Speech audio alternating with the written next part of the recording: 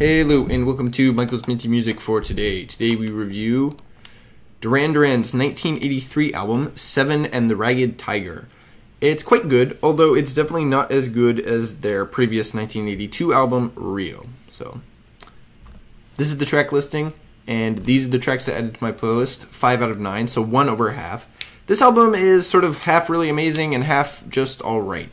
The good tracks here are really great, and they carry the album through the other tracks, which are mostly just alright. They're nothing special, but they're not bad.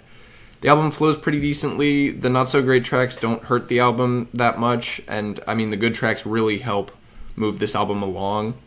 The Reflex, New Moon on Monday, and Union with the Snake are all just as good as anything on Rio, but the rest of the tracks are a bit less inspired and interesting.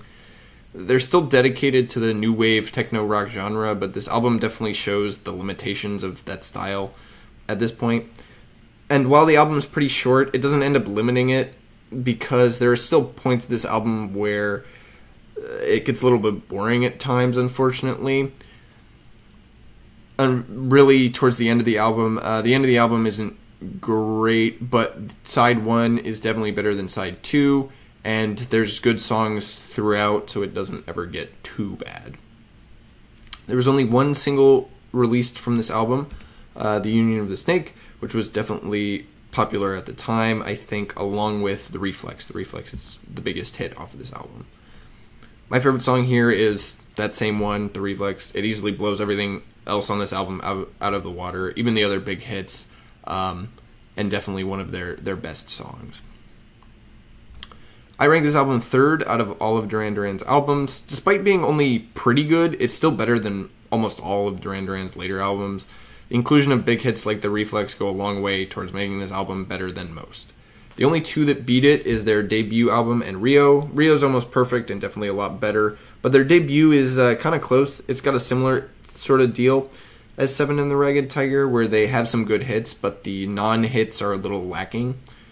In any case, they never really made any songs after this album that are as good as some of the songs on this album, so the rest of the albums are just worse.